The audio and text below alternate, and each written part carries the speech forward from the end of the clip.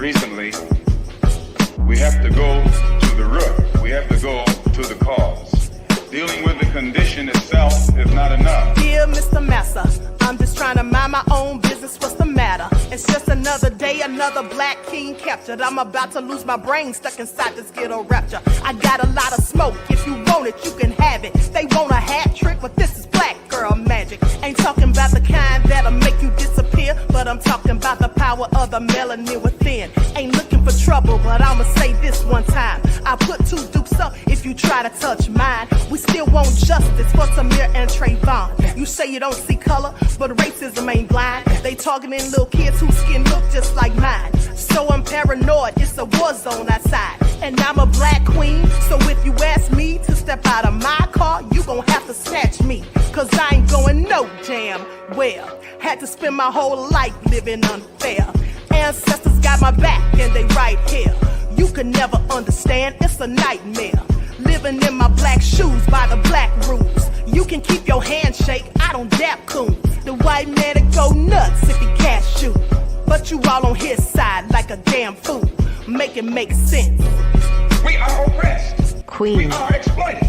We are downtrodden. Make it make We are sense. denied not only civil rights, but even human rights. Ahmadiyyah. So the only way we're going to get some of this Ahmadiyyah. oppression and exploitation Queen. away from us or aside from us is come together Queen. against the common enemy. Who taught you to hate the texture of your Ahmadiyyah. hair?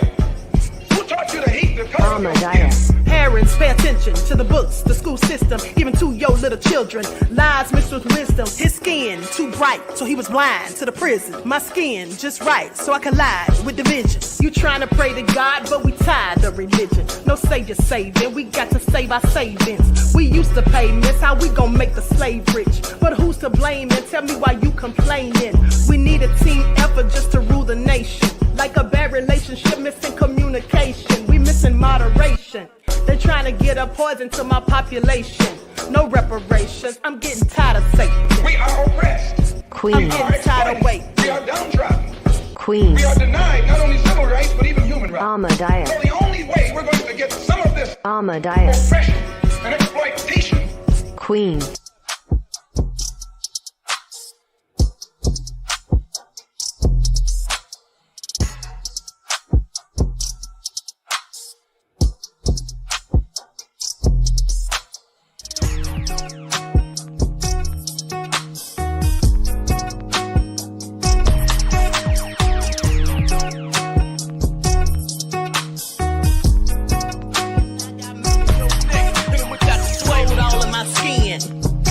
In my blood, kings all in my circle. You touch one of mine and you're done. They show no love for the queen.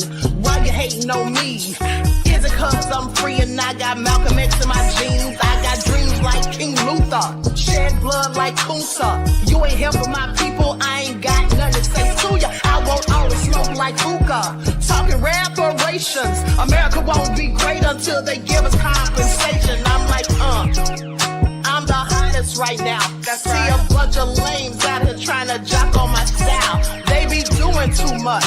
I'm the queen, it's too easy. It's like they all in Popeyes, how they be talking so greasy. I just sit back and laugh while these haters get madder. So nefarious how they don't want my pockets with cheddar. I tell them they can do better.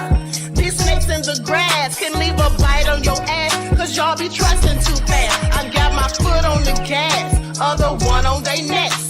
Dropping receipts on haters, you better show some respect. I'm never facing regrets, we only facing the threat. This is the sound of Eric Malcolm. It's a cut on the gas, other one on they necks. You know, it's so difficult to reflect the darkest times of your life, but sometimes you gotta do that.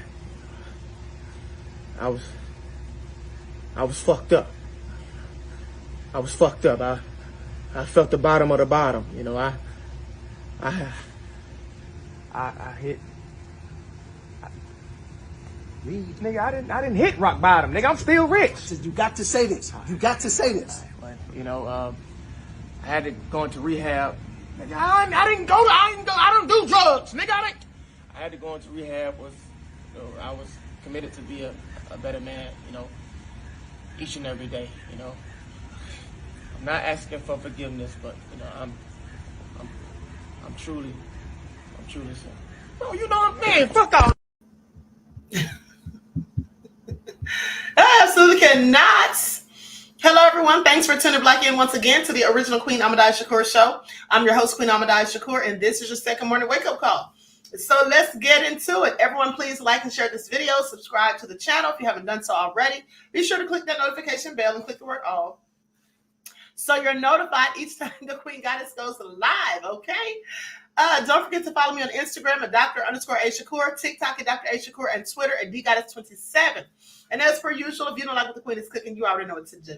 All right, hello, Bronze Flat Power God, Pencil Lola, That Crazy Beach Aries, Ty's Kitchen, Tawana is here, Pearly, Buckhorst DC, All Hell No, Danielle. All right, so let's get into it. Missions Vision is here. Okay, everyone get those likes up. Cherokee Cinnadale, I see you. Priscilla, Miss EB, Battle Axe, Terry Hartfield is in the house. Okay, so shout out to all of my loyal royals and everyone tuned into the Queen. Let's get this party started. D Bear, I see you, beloved. All right, so with that all being said, Desmond's up in here moderating. The rest of my moderators must be asleep. Okay, Pineapple Guy is in the house. All right, so let's get into it. Bronze Flat Power God. We the people. I see you, Donna. Now, check this out. First of all, that skit is hilarious to me. I absolutely love it. Now, people were going in on him, the comedian, Desi Banks, who did that skit, and here's what they had to say. I want to talk about this real quick since we just saw the video, and then we got to get into this new info that's been spilled on Diddy right early this morning. Okay? So, Desi Banks called out for parody video mocking Diddy's apology. They say it might be too soon to make jokes. Honey, it's never too soon for a joke as far as I'm concerned.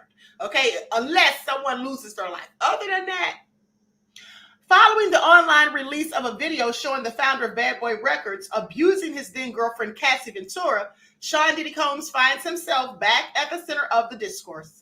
Now, Diddy has apologized after the violent video caused an enormous amount of backlash.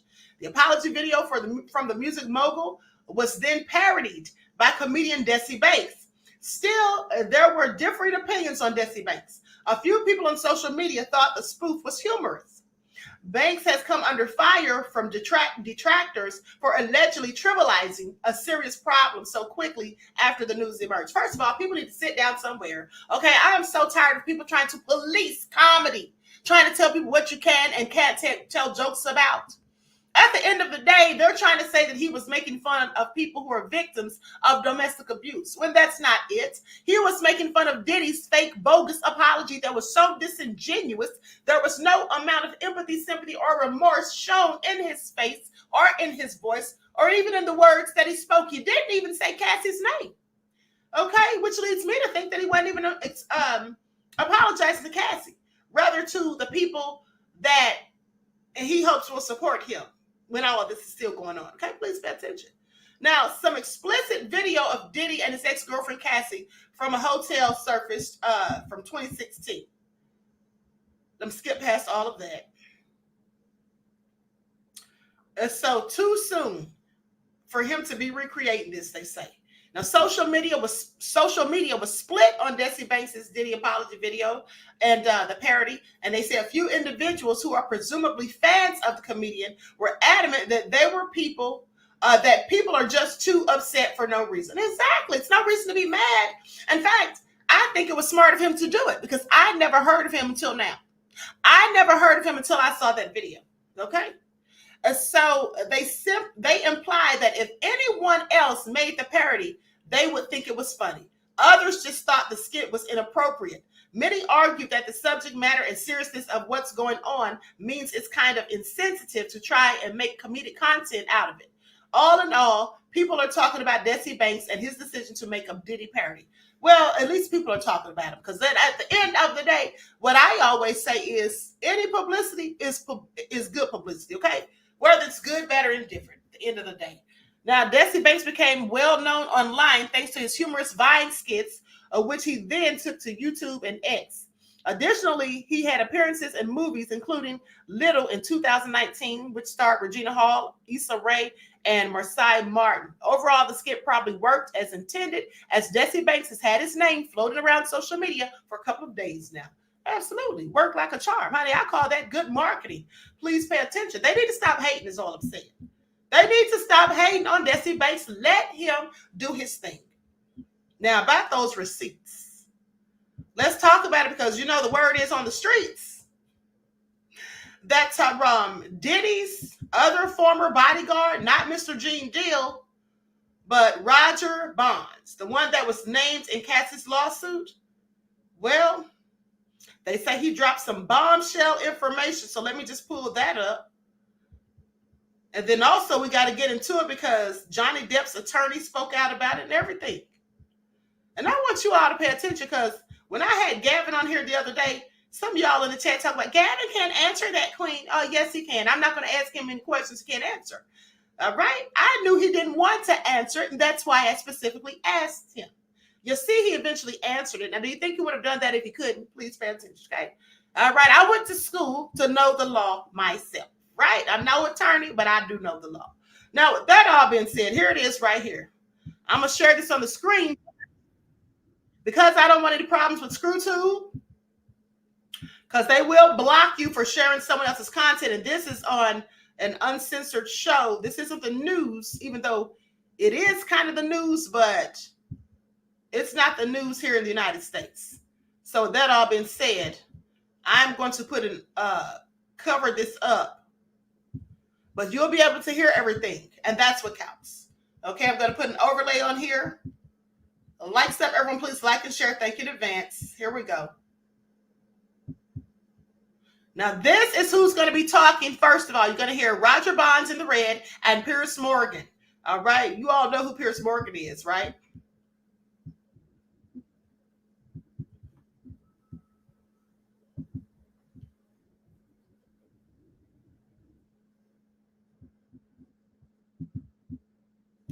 Hold on. Let me pause for a second, please.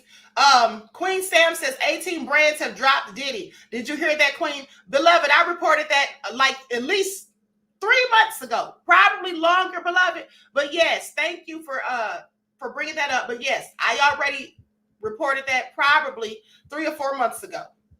Okay, Christopher said your analysis and articulation is brilliant, my queen. Thank you, beloved. Flattering will get you everywhere. Please pay attention. Now back to the video.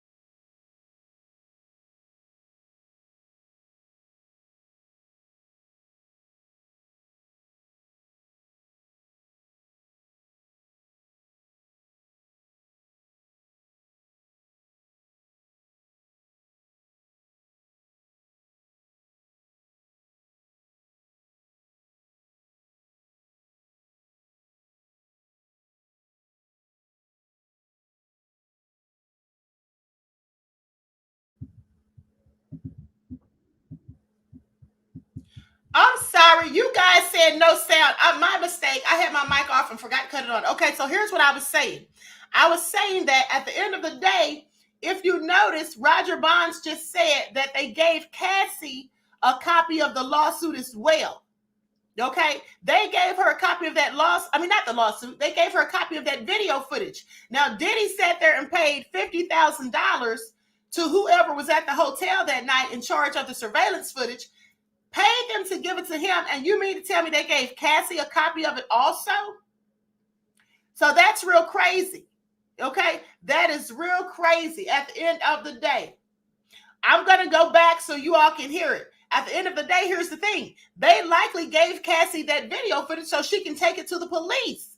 But, you know, she didn't because she was so afraid of Diddy, I'm sure. That's the same reason that I told you days ago that she came back to the hotel. So afraid that Diddy was going to be furious once he, you know, realized that she was gone or whatever.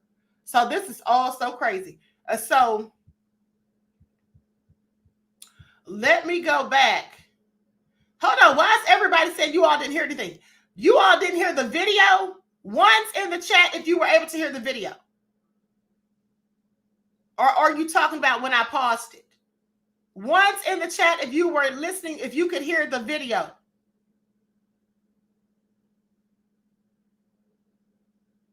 Okay, so for the people putting in twos, you probably just came in when I had paused it. And I paused it because I was saying something to you guys, but I forgot my mic was off.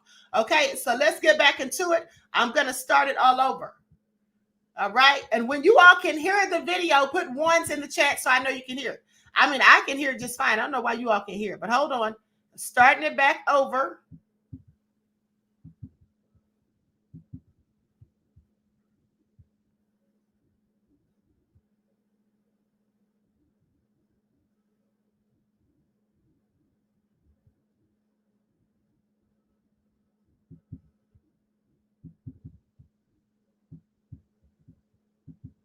Now, could you all hear it?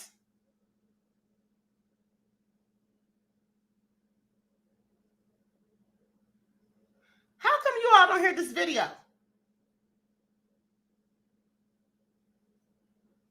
Hold on. This has to be, hold on. Can you all hear me? You can hear me though, right? But you can't hear the video.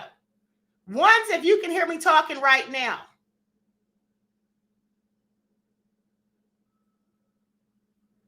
Once in the chat if you guys can hear me talking right now.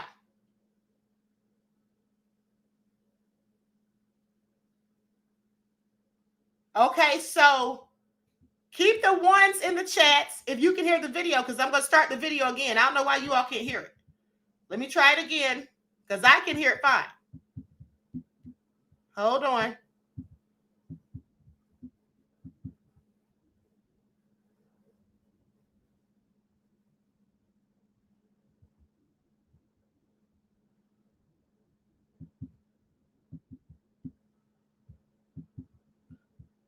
Oh, you know what, beloveds? Hold on. Hold on. I know what the problem is. Hold on. I know what the problem is, beloveds. It's all my fault. Hold on. Hold on. I pressed on the wrong thing. Hold on. Let me do this again. Sorry, beloveds. Okay, now you'll be able to hear it. Let me put the overlay up. Okay, there we go. Now you all should be able to hear it just fine. In my light, I would say yes. In my light, I would say yes. It didn't surprise me when I saw it because I've seen things. I'm gonna roll it back some. Professional help. Now they're going to therapy. They're going to rehab. Had to ask God for his mercy and grace.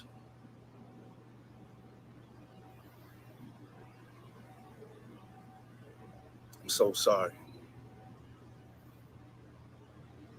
But I'm committed to be a better man each and every day.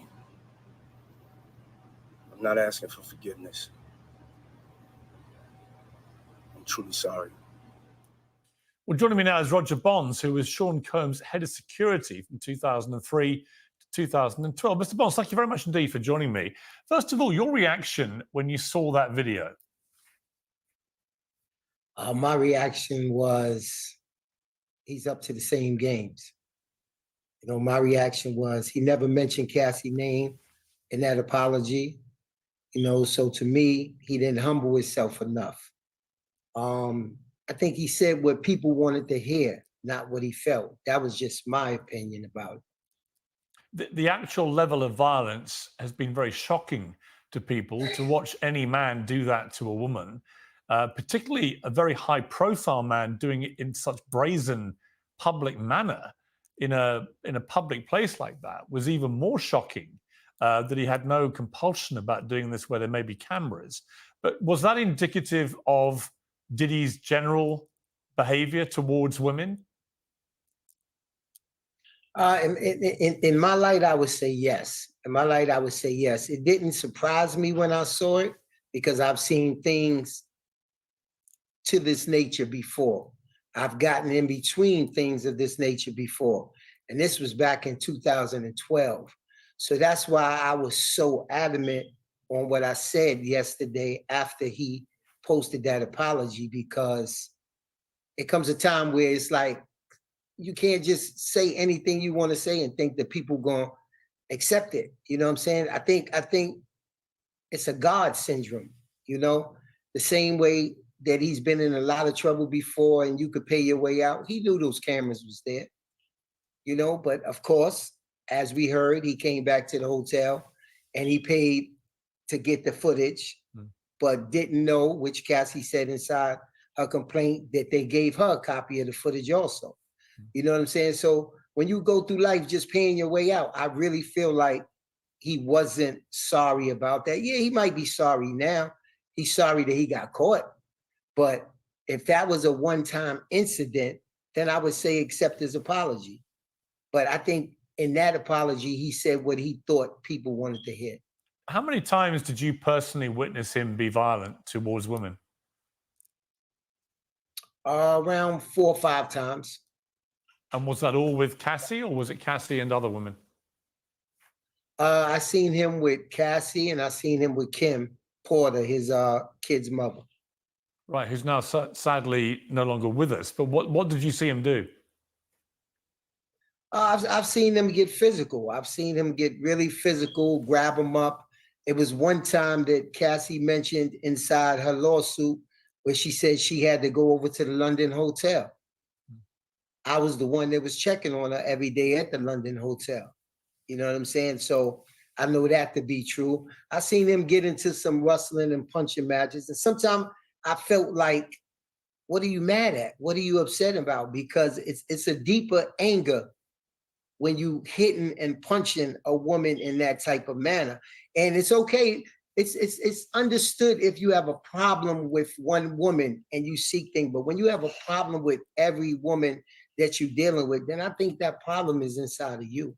What did you see him do with Kim Porter?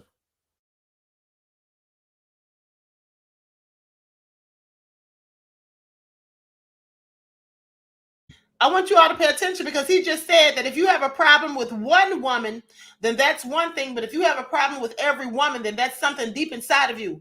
Didn't I tell you all that? Diddy does not like women, okay? He resents women because he's not living his true life. He's not being true to himself. And these down low men, most of them don't like women, okay? They use women just to cover up what they don't want everyone to know about what they do behind closed doors. And that's what Diddy was doing. So please pay attention. Now back to the video. I seen him inside the car, grab her up. I seen him smack her, you know. And one thing about Kim is Kim got to the point where she fought back because she realized how powerful she was. It was one incident on Sunset Boulevard in front of the Beverly Hills Hotel where I just seen the car rocking back and forth.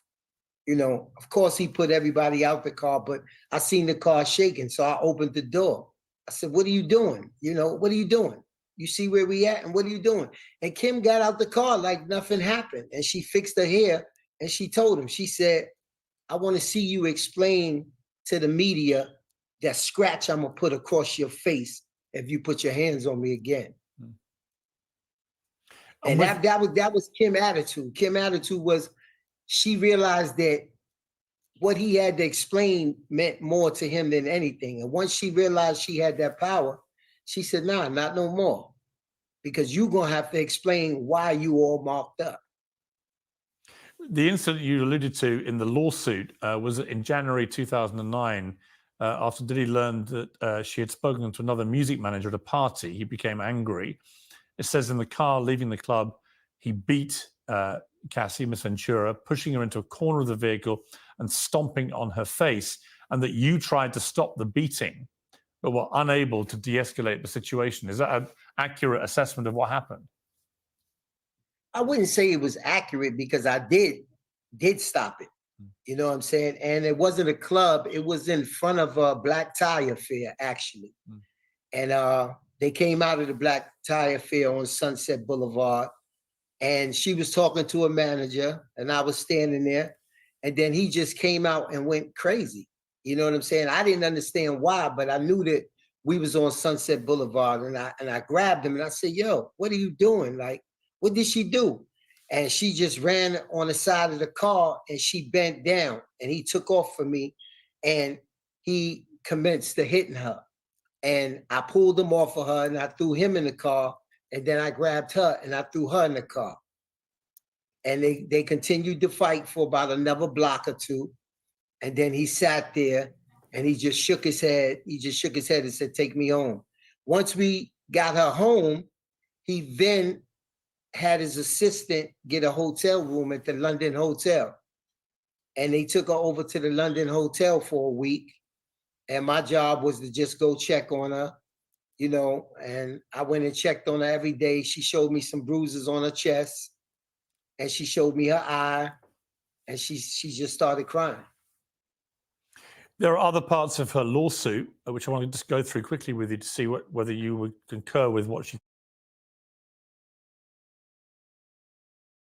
Hold on for a second, beloveds. Let me intervene to say this. Queen Sam said, so basically, he just was concerned about keeping up Diddy's appearance to the media. I noticed that too. I want you all to pay attention because he said that he asked Diddy, what are you doing? Do you know where we are? And he said they were on Sunset Boulevard. So was he more concerned about what Diddy was doing or more concerned about someone seeing Diddy do it?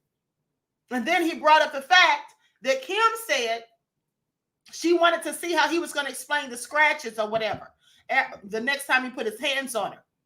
Okay, so I think that he was more concerned about what Diddy or about Diddy being exposed to the media, not so much about the women. And I think that that's the same reason that he intervened. Now, I could be wrong, but that's how it's coming off. And something that he's going to say later on in this conversation is going to make you think even more so of that. So please pay attention. He claims that Diddy urged and supplied her to take drugs. Did you witness that? Well, yeah, I definitely witnessed that. You know, drugs was a regular thing there, you know, for both of them. And I didn't have no idea that he was forcing her, though. But, you know, that was the things that they would do. You know what I'm saying? Partying. They would go to the hotel for the weekends. They would have, I guess, what they was calling the freak offs, I guess. But and just to be clear on that, sorry, just to be, I was asking about the freak offs are where it is alleged, and she alleges that Diddy forced her to have sex with other men as he filmed it. That is what a freak off is. Is that right? Yes, that's what they say it is. And do you believe that was happening regularly? Yes, I believe that.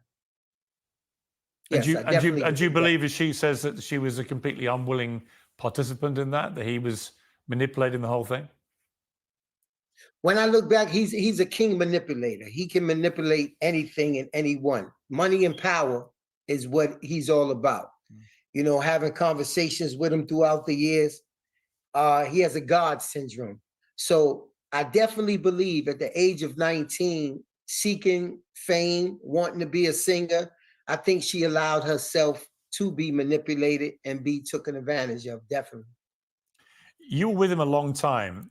What kind of person is he, Diddy? I mean, just from what you're saying at the moment, he comes across as a pretty unpleasant piece of work. He's an arrogant person. He's a no nonsense person. If he wants it, he feels that he can get it. You know, if he wants it, he feels that he can pay for it. If he wants it, you can't tell him no. And I think at that particular time, she was 19 years old. We talking about a child, you know, at 19, going against someone I think at that time was 38, 39, very strong, very powerful in the music business. And he took advantage of that, and he knew how to take advantage of that. How did it make you feel? I mean, you've already slightly alluded to this, but how did it make you feel? You're a security man. Your job is to protect people. When you watched a man who's a strong man like Diddy physically attacking women in the way that he did, what did that make you feel? I mean, it made me feel, one, like he was he was wrong. I knew he was wrong. If it happened on my watch, I would get in between it, but I felt powerless because I couldn't get in between it if I wasn't there. I couldn't get in between it if you stay. And we've had conversations, you know, me and Cassie had conversations, me and Kim had conversations, and Kim was basically telling me, she said, Bonds, I got 4 of them. She said, I allow these things to happen as far as him messing around with girls and stuff like that. And she said, when I get tired of it, he's gonna know. And Cassie, you got to a point where it's like you talking to your daughter. And I'm giving her advice, but Cassie was so scared that the advice that you would give her, she would go back and tell him. And that would make you not want to talk to her or give her advice or tell her what she should do, because she would go back and tell him, maybe when she got high and they was alone, next thing you know, he would call you over the speaker and tell you to, yo, come to my room, come to my room. Why are you talking to my girl? Why are you talking to my girl? So a lot of people say, why did you stay? And I tell people, you know, me, myself, I was also manipulated. You know, he would also apologize to me like, yo, I don't know what's wrong with me. Yo, that's not going to happen again. You know what I'm saying? I'm going to do better. You know, you would see everything going all right for the next couple of weeks, for the next month or 2. And then all of a sudden you would see him blow up again over something. Maybe she didn't want to go out. Maybe she didn't want to do something, and he would totally lose it. And it's been times that we even had conversations like, yo, why? What's wrong? And he'd get to the point where he would act like he was mad at you about it, so you would stop conversating about it. You know, he had ways to tell you, okay, enough is enough. Don't get in my business. And it made me feel like a helpless person, but at the same time, if I stay, I felt like I could help. But if I leave, who's gonna help her? It was plenty of people there. Why did she say my name? Because everybody else would turn a blind eye to it. There is a suggestion. And that's one of the reasons that I stayed. Right. There's a suggestion, Roger, that he would keep tapes of celebrities in his homes when they were taking drugs or having sex, whatever it may be, to be able to use against them later. Did you ever see any evidence of that? Now I want you all to pay attention, because the reason Pierce is asking about those tapes is because he's worried that he might be on a few of them. Please pay attention. He wants to know about those tapes. No, not at that time. In 2012, I never seen no evidence. He did keep a video bag with him, or his assistant kept a video bag with him. And from the things that's been going on now and the things that's been revealed, I would say allegedly that video bag was of the things that they did together. But he always had a video bag with him. At that time, it was one of the little camcorders. And he always kept like the videotapes and the cassette tapes there with him. There have also been allegations involving him and other men in terms of abuse and so on. What do you know about that? I don't know nothing about that. I've never been in there. You know, when they would do those type of things, we would have the day off. He might go to the hotel and he'd be like, yo, I'm gonna stay in the hotel for the weekend. Y'all off for the weekend. and kind of rush you out. But me being the person that I am, it's been times that I would stand by the elevator or I would go downstairs and say, why is this guy rushing me out? Why is this guy rushing? And I would see different men. I've never seen what they did, but I've actually stood there while they knocked on the hotel room door and went inside. What went on behind there, I can't tell you. When did you last talk to Diddy? I talked to Diddy when this first happened, the day before Cassie dropped the lawsuit. I spoke to him. And what was that conversation like? Now I want you all to pay attention right here. He said, when is the last time you spoke to Diddy? Now, I was expecting him to say years ago, over a decade ago. He literally said he talked to Diddy the day before Cassie dropped the lawsuit. So, yes, he does know everything, Sierra. I agree.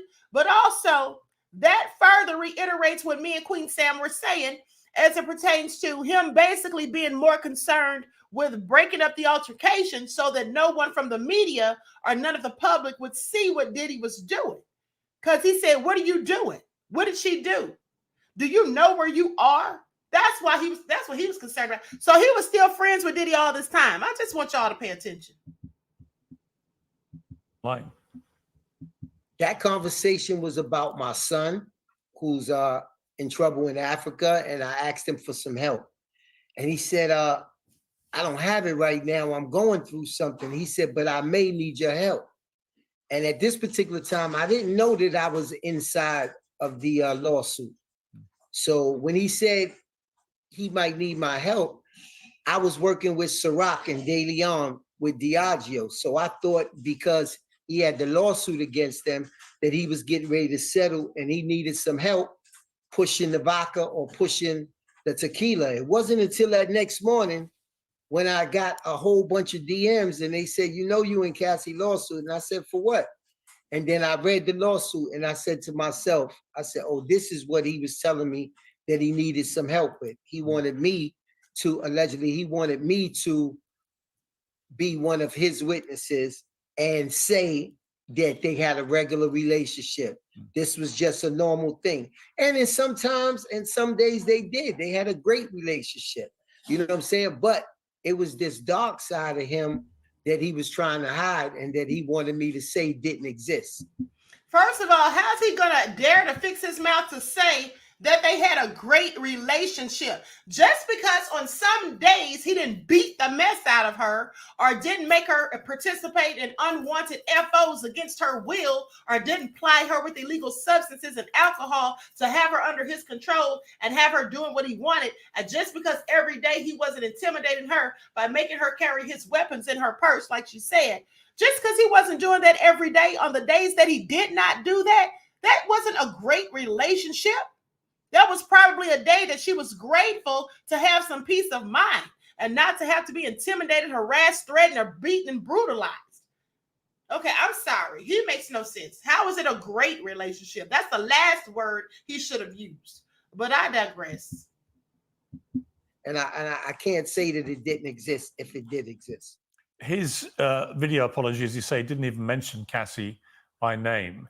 If looking at him, it feels like he may now be aware of the scale of the trouble he's in, not least to his reputation. I think everyone who watched that video was completely shocked. Do you think this is the beginning of the end of him? It's so hard to count him out, and it's so hard to say it's the end when people are so forgiving. You know what I'm saying? I think from the apology, you can tell that I feel from the apology, just like I voiced yesterday, that it was a self-centered apology. I didn't see no tears. You know what I'm saying? I just seen something that people would feel that had to be done.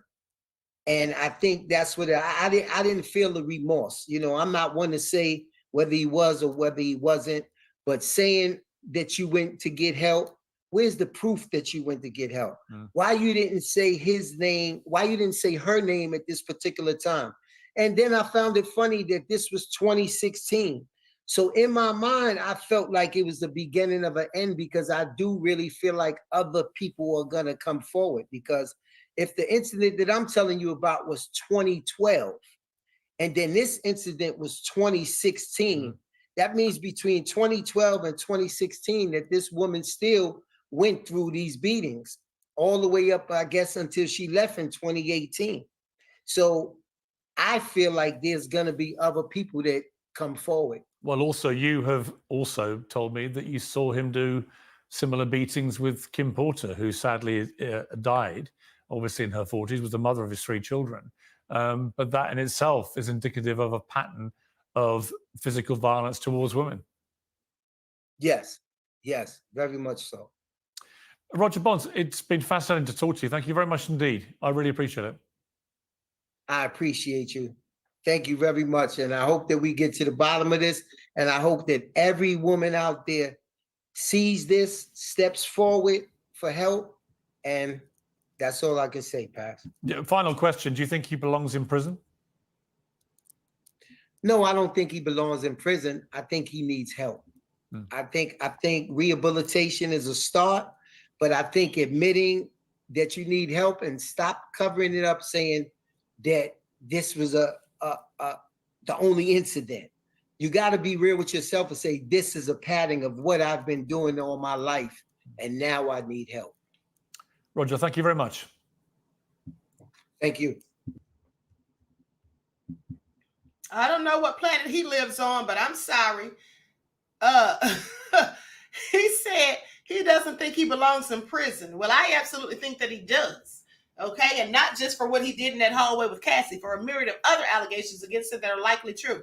With that all been said, I'm going to keep it going because Vlad from Vlad TV is going to talk, and so is Gloria Allred. Okay, so please pay attention. Well, let me bring in my panel now for their reaction to that extraordinary interview. DJ and media mogul DJ Vlad and the famed attorney Gloria Allred. Gloria, I was thinking of you as I was listening to that testimony there from Roger Bonds, who obviously knows Diddy very well. He was his head of security for 9 years. What did you make of it? Well, I think it would be important testimony if, as, and when Mr. Combs is actually charged with any crimes. And I think he would be a powerful witness. I mean, he gave evidence there of personally witnessing Diddy attacking Cassie, which we knew about his allegations, but also he revealed pretty alarming stuff that he witnessed of him attacking Kim Porter, who is no longer here. But that, I think, again, will shock people in the context of that video. Well, let's put it this way. I do represent some victims or alleged victims of Mr. Combs, and what he testified to in terms of violence against women. It doesn't surprise me that he said it. And Gloria, when you watch a video like that, as a lawyer who's been involved in many of those cases, it's a pretty open and shut case, isn't it? That this man is an abuser of women. I mean, it was so graphic, so shocking, so brazen, given it was taking place in a hotel corridor. Well, it may go beyond that, Piers. The LA County District Attorney has said that this incident, which occurred in 2016, talking about the incident on the video, it's too late. It's statute of limitations. The time period set by law to criminally prosecute that in LA County, which is where it occurred, it's too late. However, we know that there are federal investigators, Homeland Security, that raided, based on a search warrant, both of his homes in Miami and in Los Angeles, and retrieved electronic material, among other material. For example, phones, laptops, other electronic equipment. Those items may contain videos that your guest alluded to. We don't know. But the fact that there was at least probable cause to search both of his homes in a highly publicized raid leads me to believe that it's very possible that charges will be filed in the future by the Department of Justice against Mr. Combs. Now, what kind of charges would they be? Well, we know that from the R. Kelly case, Piers, that Homeland Security was also involved in that. And that involves sex trafficking. And also there are possible allegations of RICO, which is a federal act. That's the Racketeering Influence Corrupt Organizations Act. Was his business enterprise used in a way to facilitate crimes, whether it's drugs, whether it's sex trafficking, other crimes, we don't know. So there's also the Mann Act, which is transporting a woman from one state to another state for commercial sex purposes.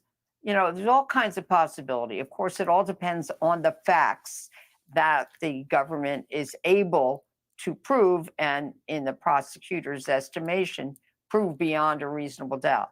So right now he's presumed innocent unless and until he is proven guilty in a court of law. And we'll see. One, is there going to be an indictment? Two, if there is an indictment, what are the charges? And we'll see what his defenses are. Gloria, thank you very much indeed for joining me. I know you have to dash, so I appreciate you taking the time. Thank you very much. I want to bring in DJ. Thank you, Piers. Good to see you, Gloria. DJ Vlad, what was your feeling when you watched that video, first of all? I mean, look, when I was on the show last time, you know, I had talked about an interview, well, a conversation I had with Roger Bonds, who I helped bring on the show today, where he talked about that basically there was abuse from both sides. But when I saw that video, I mean, it's just inexcusable. It showed a one-way attack. It showed a defenseless Cassie. It showed him chasing her, beating her, kicking her, throwing bottles at her. I mean, that's not something you could talk your way out of. It was just a horrific video. And he'd obviously made all these sort of furious denials that he was guilty of any of the stuff that she had accused him of.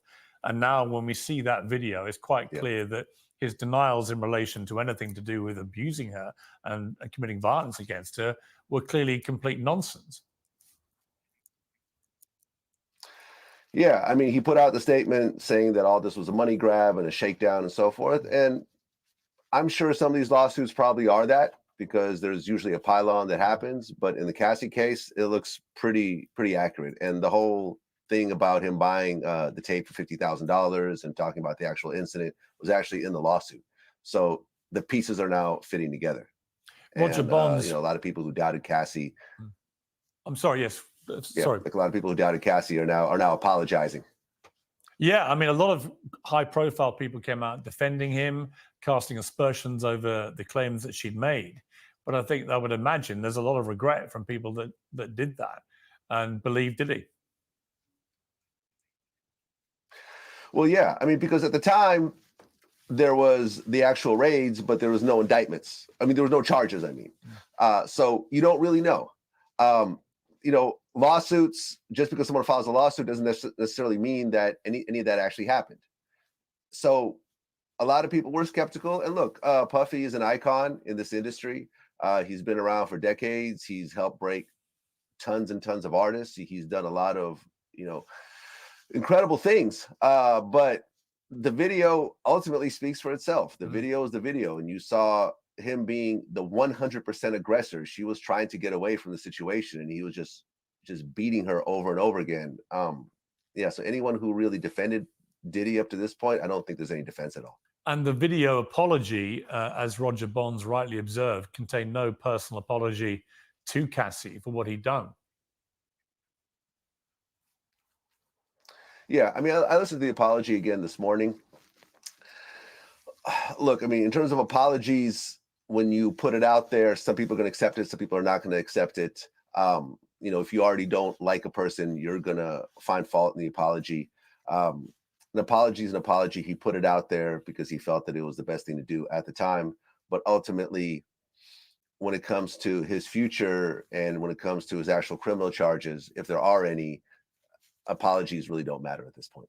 Roger Bonds was also pretty shocking, really, in the way he revealed information about watching Diddy attacking Kim Porter, obviously his former partner, the mother of his 3 children, which certainly creates a sense of a pattern of behavior. And that is just what he witnessed, which is many years ago.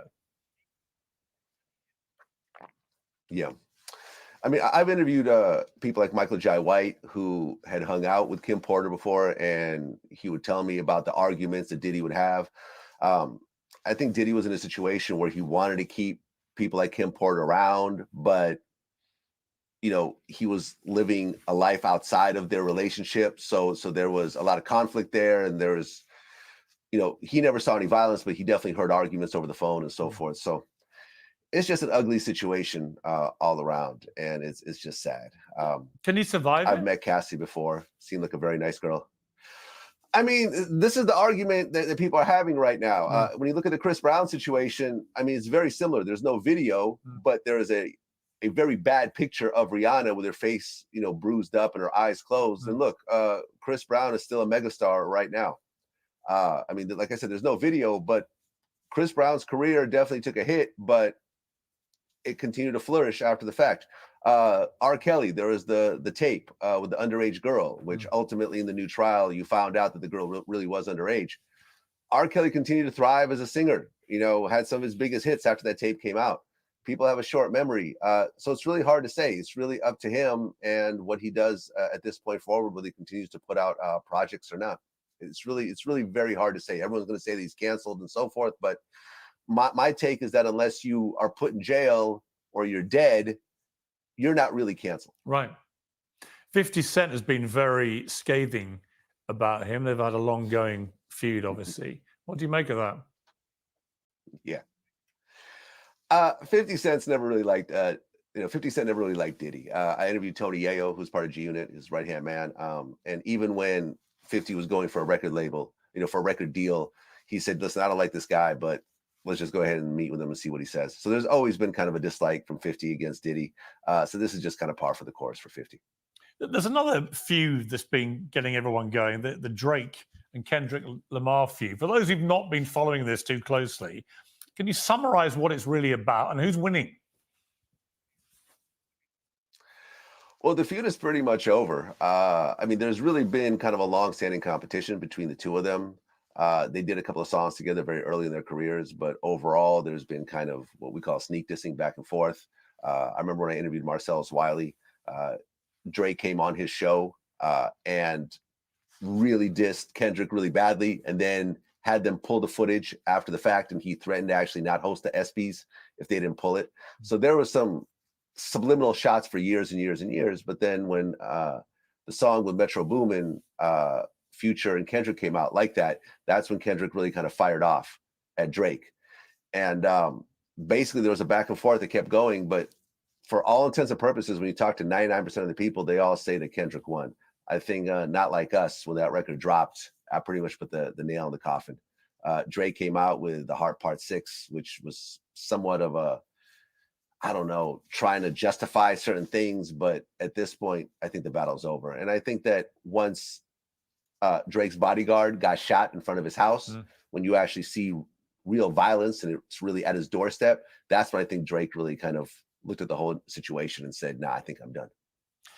Before I let you go, there was a New York Times bestseller, Morgan Jenkins, who took grave exception to your commentary on this, tweeting, "You are white.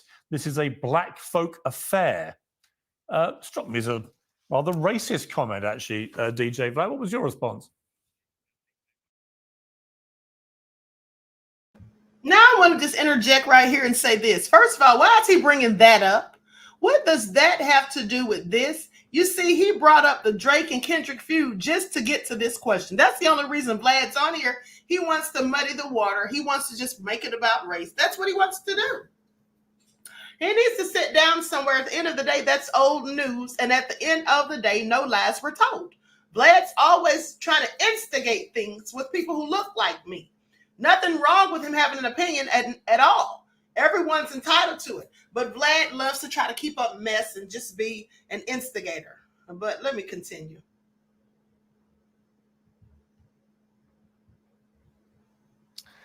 Well, I put a comment that said that Kendrick Lamar, the mix on his song, Not Like Us, took away from the impact of it.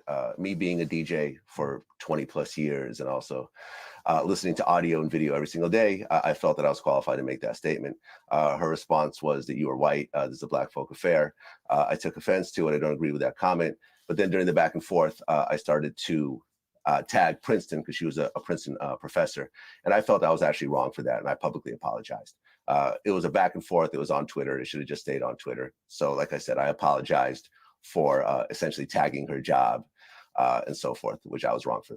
I was wrong for that. I mean, it's very magnanimous of you, given what she'd said. But I mean, her general principle that white people shouldn't be allowed to voice opinions about beef in the hip hop world. Look at him just keeping up mess, okay? Isn't he the same one that had all the smoke and just sitting there telling all that BS about Meghan Markle at the end of the day?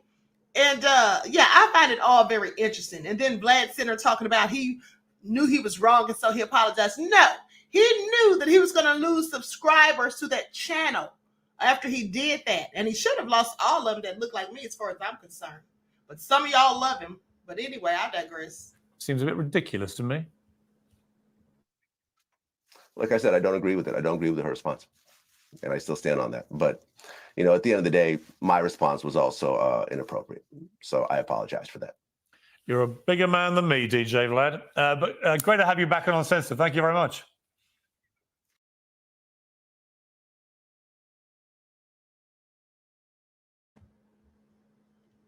All right, let's move on. The end of the day, I absolutely cannot with Pearson Morgan. Just trying to stir up trouble. Sitting up there instigating. Let me tell you all something. Vlad didn't fall for it because he was trying to get Vlad to talk trash about that woman with him. Vlad already learned his lesson, okay, after he posted that comment and then tagged the university in it. Please. Queen Sam said a newborn baby is a bigger man than him, a-hole. Now she said Vlad knew he had to take the L in that one. Of course he knew. I don't even know why Pierce tried it, okay? I don't know why he even tried it. He thought Vlad was going to sit there and go in on that woman with him when we already gave him the business. Pierce Morgan, please sit down. Find yourself something to do. That's what he needs to do. Now, with that all been said, let's listen to what Gene Deal said. Because according to Gene Deal, Diddy's out here worshiping the devil, honey. Please pay attention to all the fairies. I know Diddy is not out here worshiping the devil, is he? Yes, of course he is. I've been knew that. Why do y'all think I had this? Why do y'all think I've always put this on the screen when I played his videos? Pay attention. Pay attention. All right? Nothing new. Nothing new. I already had figured that out a long time ago. But let's get into it. Because now we can get the information from the horse's mouth. I'm going to share my screen. Then we're going to get into it. Likes up, everyone, please like and share. Materials in those courses. UMGC. Apply today at no cost.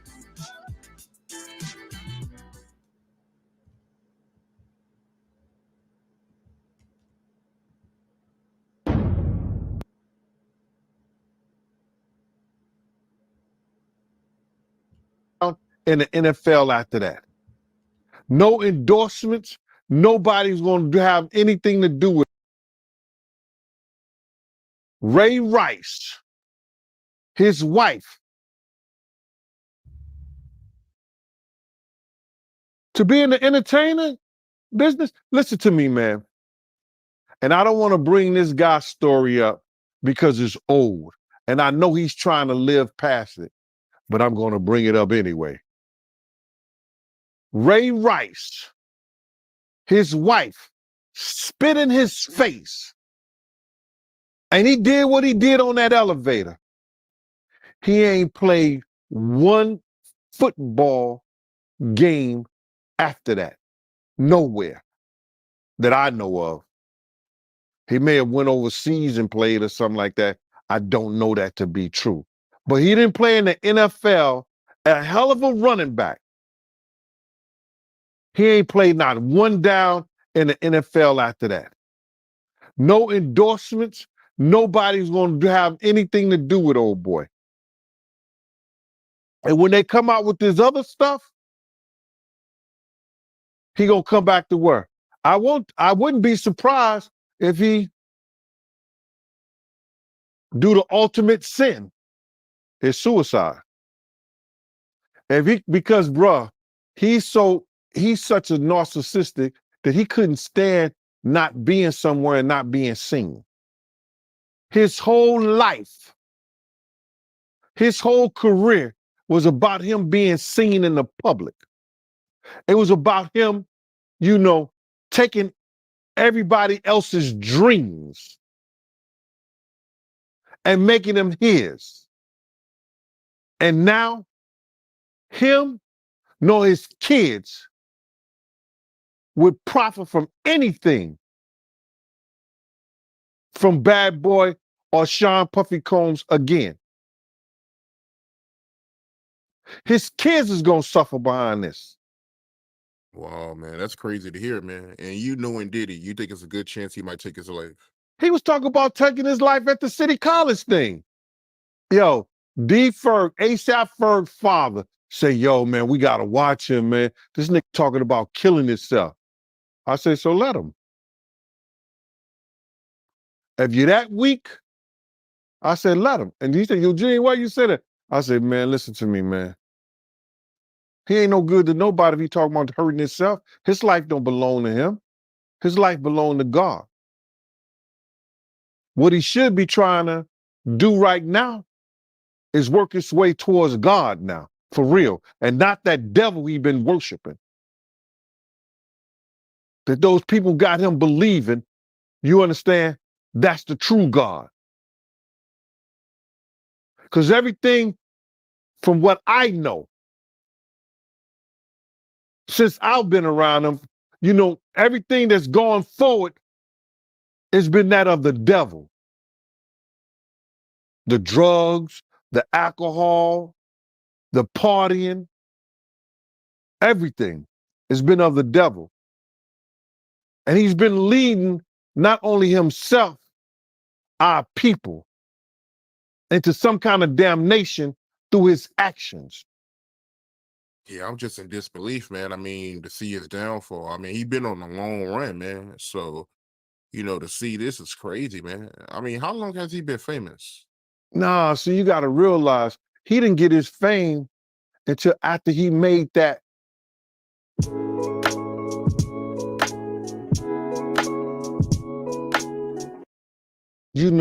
Remember, you got to remember this, Mighty.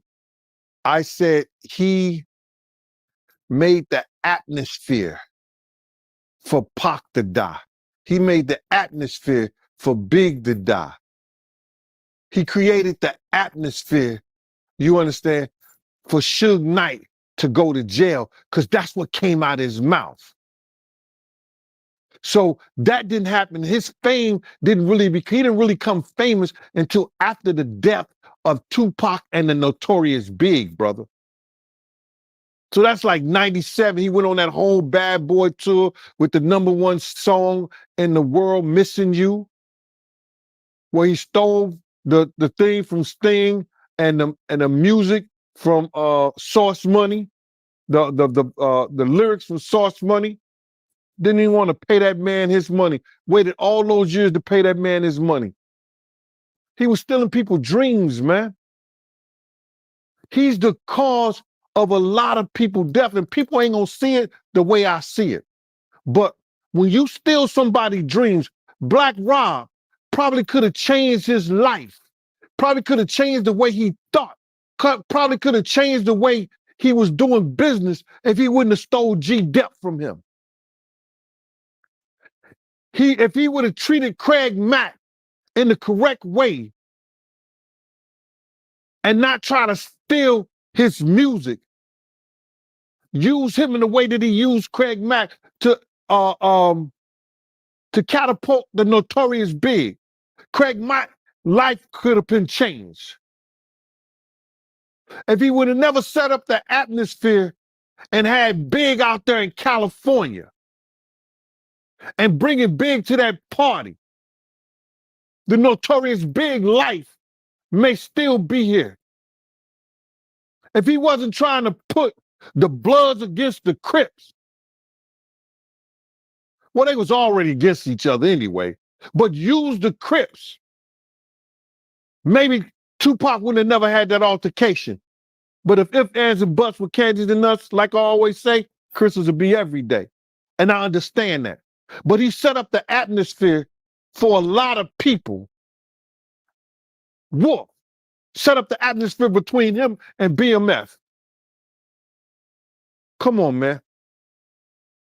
They say one day you got to pay the piper.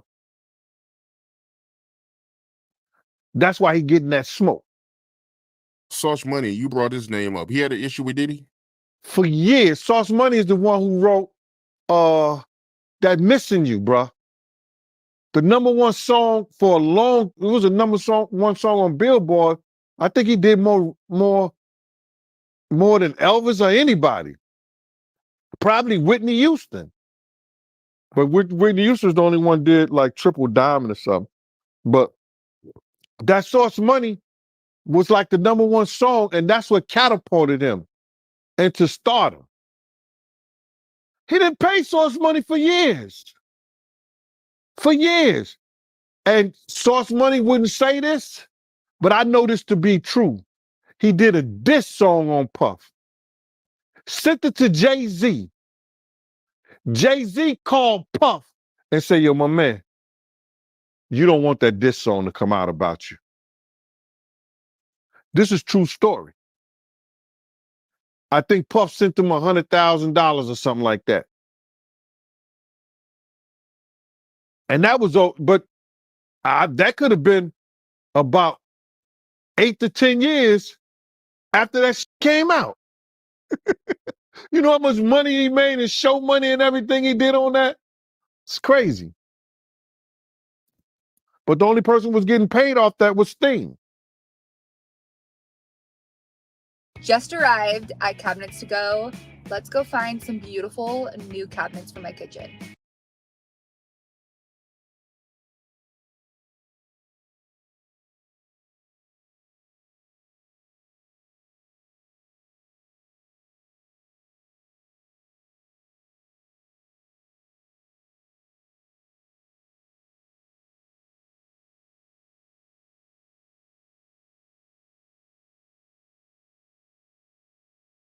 Muted him again. Okay, listen. We're going to get back into it because there's still more, because some other people have come out, Scrappy this time and D.L. Hughley, because they accused Scrappy of basically defending Diddy.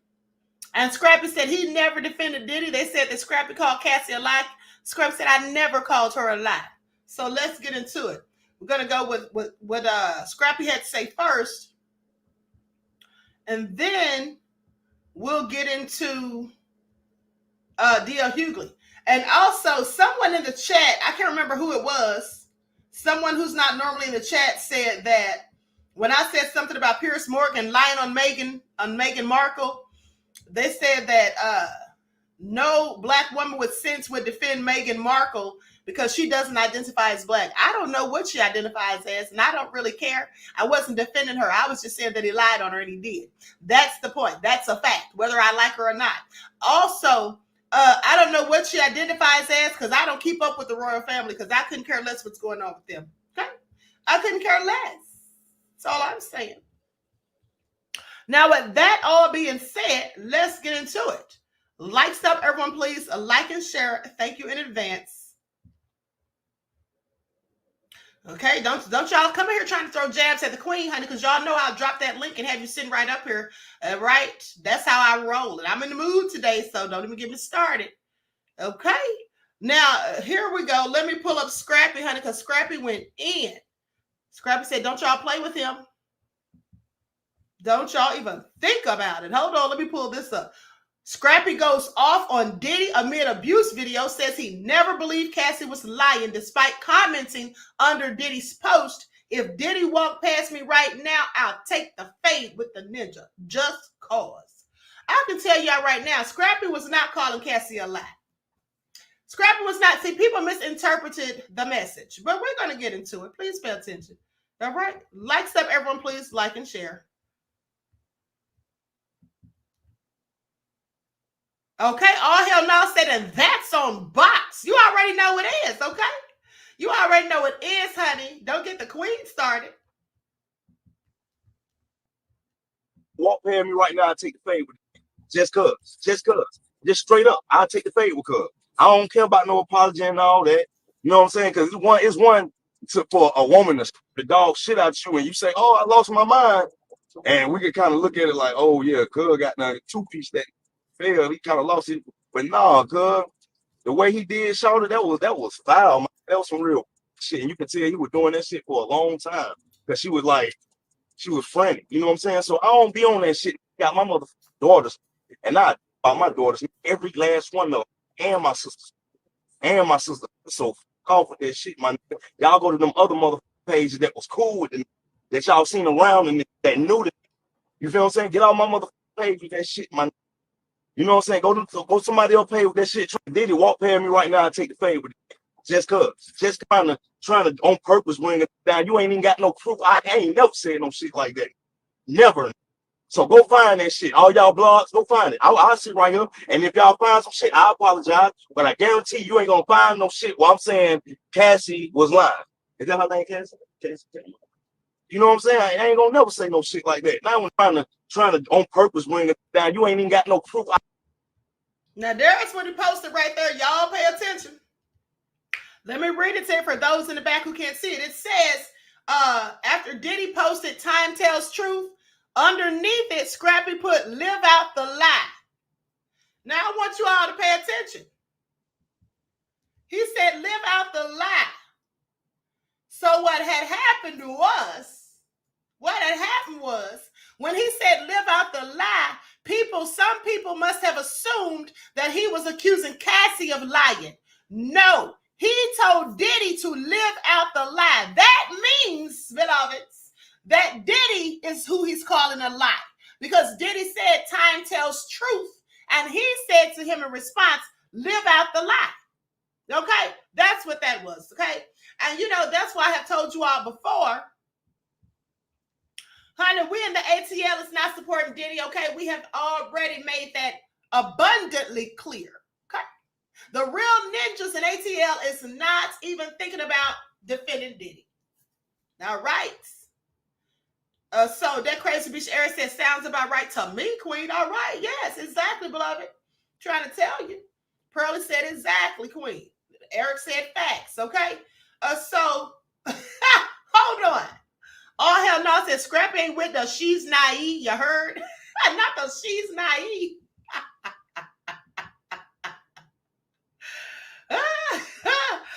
Oh, above all that drama said Detroit ain't rocking with Diddy, okay?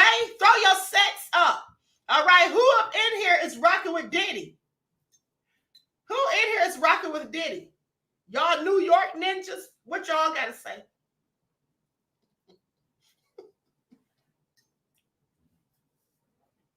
The New York ninjas, are y'all rocking with Diddy or no?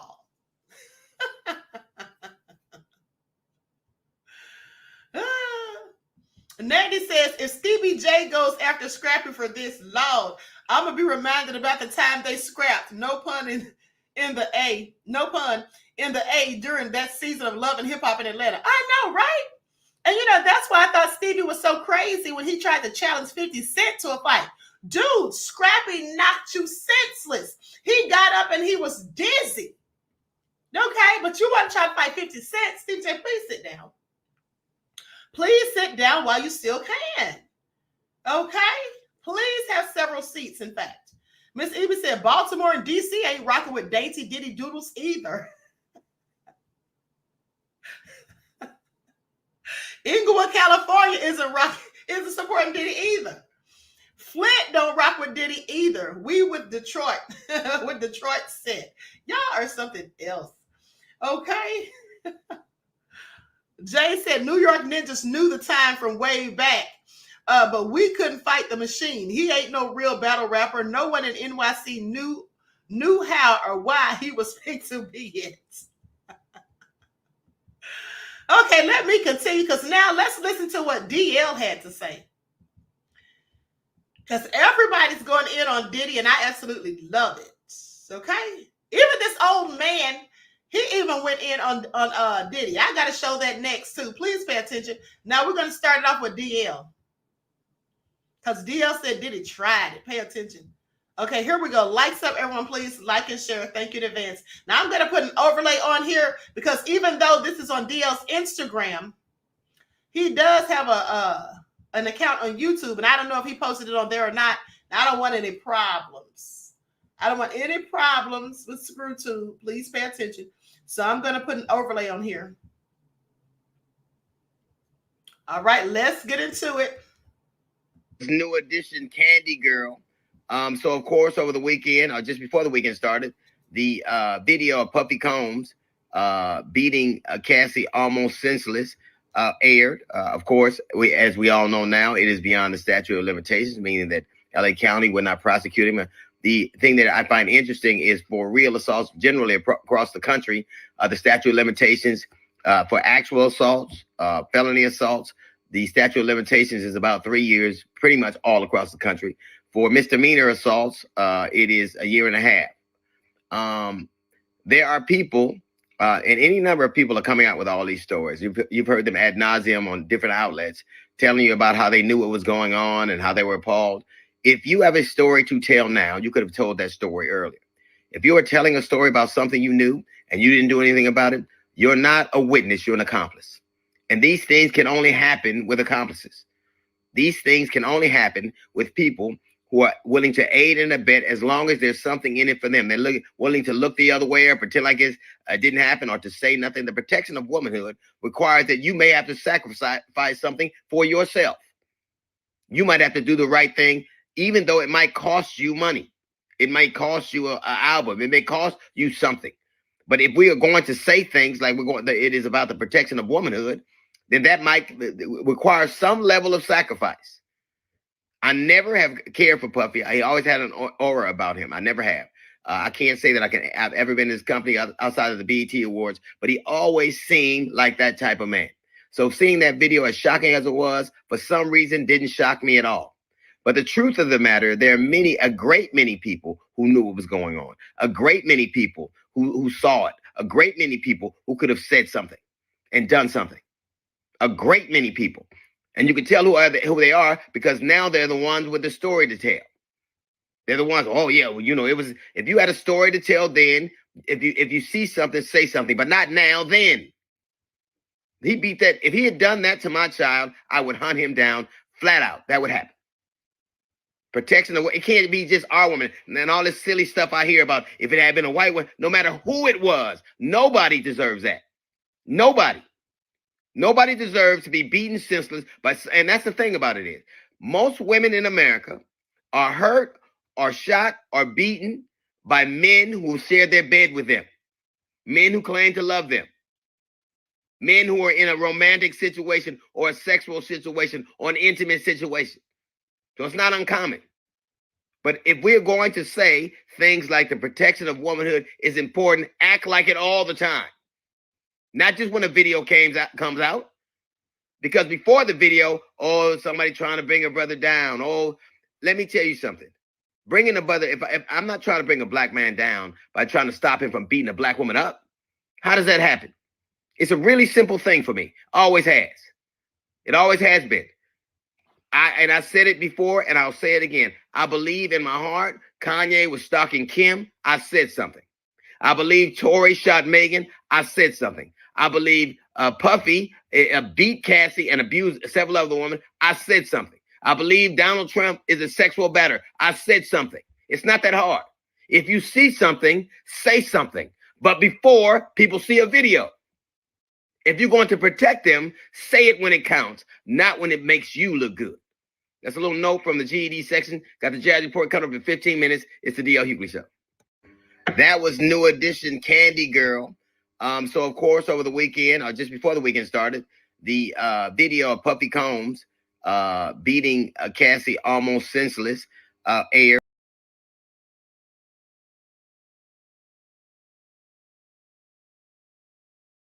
Sorry about that, guys. I was multitasking, trying to get the next thing set up. Okay, so here we go.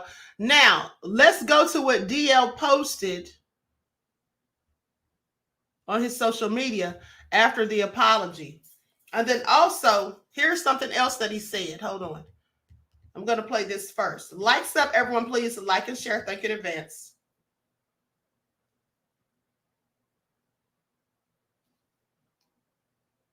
Okay, this is him prior to the footage coming out. We have to talk about the whole Diddy situation. Yes. Well, now we know his name is Diddy, huh? Diddy or didn't he, huh? This is... Diddy or did he not? You know, here's the thing. My position is really the same as the Constitution. I think you're innocent and to prove guilty. But I do find it amazing that every time somebody's accused of something, there are any number of people closely associated with that ordeal that can corroborate things. Like I heard some of his bodyguards talking about how there was champagne bought and the champagne was drugged and they were told to stay away from the champagne bottles, certain champagne bottles they stayed away from, certain they took, and that allegedly he went around and put drugs in people's mouths. Here's the thing. If you watch that shit and you didn't say nothing about that shit, you're just as horrible as he is if it happened. We have to talk about the whole Diddy situation. All right, so y'all heard what he said. Said if you watched it and you didn't do anything about it, you're just as bad as him. And he also said on the other video that doesn't make you a witness, that makes you an accomplice. And those are clearly his thoughts. Now let's go to what he posted after that fake apology came out, the one that was clearly bogus and a whole load of BS. Pay attention. Now, if you can see that, it says, hold on, it says, it's over as it should be. Don't at me with that bringing a black man down-ish either. If that's your stance on this, we are not the same. Hashtag Team DL. Y'all heard what he said? Y'all heard what he said, and I absolutely agree. At the end of the day, I absolutely agree. Just another woman said a lot of people knew, but they didn't want to ruin Diddler's reputation. Right, and they didn't want to fall out of grace with him because many of them were gaining something from it. Okay, so now let's go to what they said on Law and Crime Network because Johnny Depp's attorney had something to say. Hold on. Let me cue this real quick.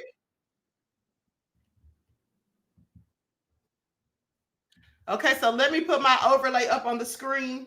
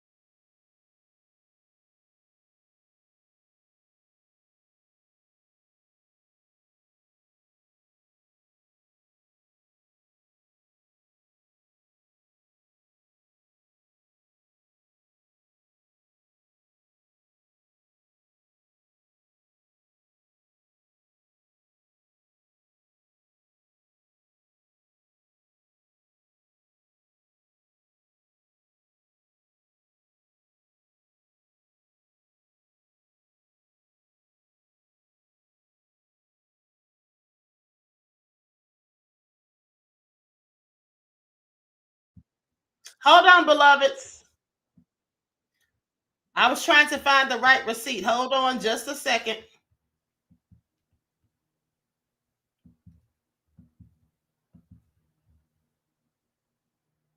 Okay, so I have all these videos in here. Let me remove the overlay real quick. Here we go.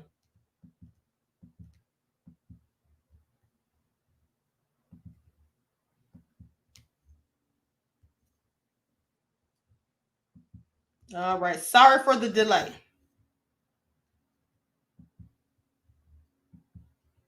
For my actions in that video. I'm disgusted. I was disgusted then when I did it. I'm disgusted now. I went and I sought out professional help. I had to go into therapy, going to rehab. Had to ask God for his mercy and grace.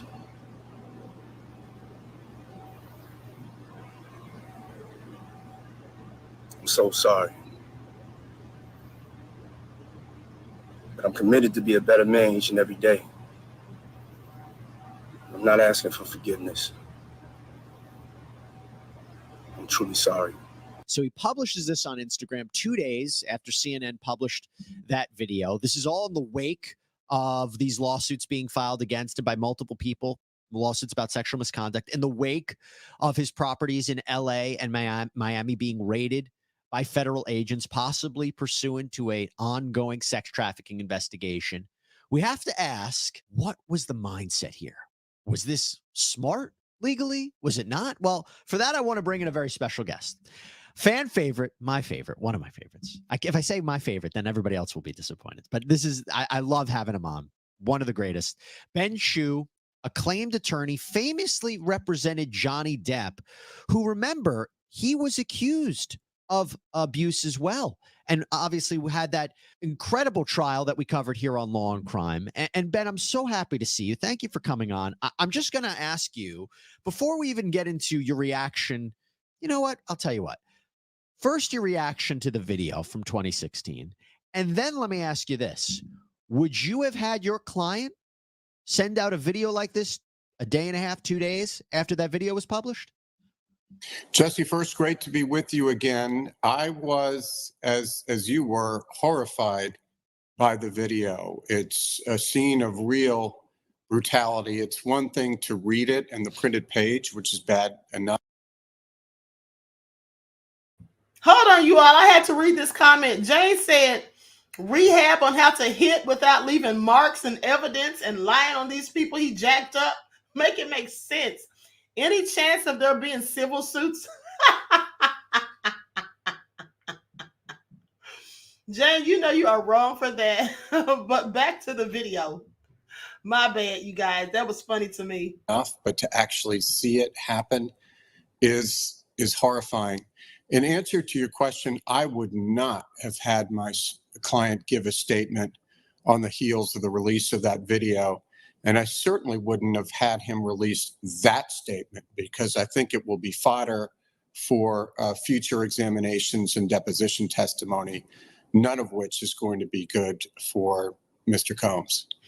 Because he essentially admitted that was him on the tape doing that, while there's an ongoing federal investigation, while he's facing these lawsuits. I don't understand what the mindset was. Do you think his attorneys are saying, what did you do? Or do you think his attorneys thought there could be some sort of legal advantage to it? I mean, he didn't have to respond, right? He didn't have to say anything. No, Jesse, he didn't. And my guess, and it's total speculation, was that this was the product either of his own volition or that of his PR team. But the kind of top-notch criminal lawyers you often have on your show would certainly have advised him to stay quiet. Hold on. See, guys, I want you all to pay attention because isn't this exactly what I told you guys? He said he doesn't know if the attorneys told him to do that or if he did it on his own volition. I told you all that the other day. I said his attorneys probably didn't even tell him to do that. The PR team may have, but he likely got up there and did it himself. And I also told you that even if they did want to issue an apology, they probably wanted, or if they wanted to speak out about the video, the attorneys probably wanted to give a statement for him. But Diddy, being the narcissist and the arrogant fool that he is, a whole sociopath, I told you that his own arrogance was likely going to lead to his undoing. If they told him not to say anything to let them handle it, you know what Roger Bond said, if he wants something, you cannot tell him no. And so he's paying them so they work for him. So he's calling the shots. And I told you all also that he's probably like Trump, because that's who he reminds me of, with the arrogance. Because Trump sure doesn't listen to his attorneys, and I don't think Diddy does either. So he probably did just get up there and do it on his own, thinking that he could sway everybody or skew everybody's opinion of him because he thinks he's so charming. And, you know, everybody falls for the okie doke. At the end of the day, you see how that turned out. Please pay attention. Because as you mentioned, he's just thrown out the window any potential objection to the authenticity of the video. Also, I think what he said was really not helpful at all. What about it was not helpful at all? What was his, and remember his explanation, not necessarily blaming substance abuse or drugs, but kind of putting a context into what he did. With the Ninja Thirsty Drink System, choose or combine any of our flavors. Pick still or sparkling, flavor intense. Yes, I don't think that was helpful. As you know, being intoxicated is only a defense to certain specific intent crimes like first-degree murder. So saying that he was drunk doesn't help him legally, undercuts the sincerity or apparent sincerity of any apology. But what really struck me as disingenuous was he said he was disgusted at the time of 2016. Well, if he really were disgusted by his actions back in 2016, why did he wait until 2024 to come clean? He not only did he deny them, but he called her essentially a money grubber, that this was all a desire for a payday. That doesn't sound like somebody who's disgusted with himself. Ben, I wish I could give you a high five right now because you nailed it right on the head. I have been saying this from the beginning. He didn't issue, when all the lawsuits were coming out, he didn't say, I wait for my day in court. I'll allow my lawyers to speak. No comment at this time. He issued a statement. I remember posted on Instagram denying it. Let me be absolutely clear. I did not do any of the awful things being alleged. Back in December, after the Cassandra Ventura lawsuit, after he was being sued by multiple people, flat out denied it, said it was lies.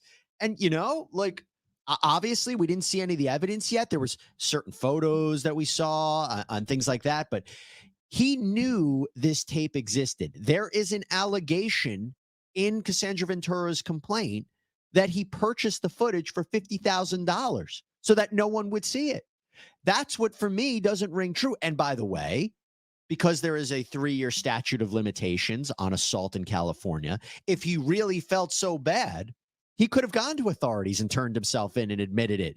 So that's the part I agree with you, Ben, that I think people are looking at it and saying it's so hollow. Yeah, absolutely reeks of insincerity. And I think you really made an excellent point that in light of the statute of limitations expiring as to the beating of Ms. Ventura, I think the implications will be for the other accusers who've come forward because it certainly gives more credence to their allegations. And Meredith Feiertag, who represents Cassandra Ventura and other women who have sued Combs, released a statement saying that the apology was more about himself than the many people he's hurt. When Cassie and multiple other women came forward, he denied everything and suggested that his victims were looking for a payday, that he was only compelled to apologize once his repeated denials were proven false, shows his pathetic desperation, and no one will be swayed by his disingenuous words.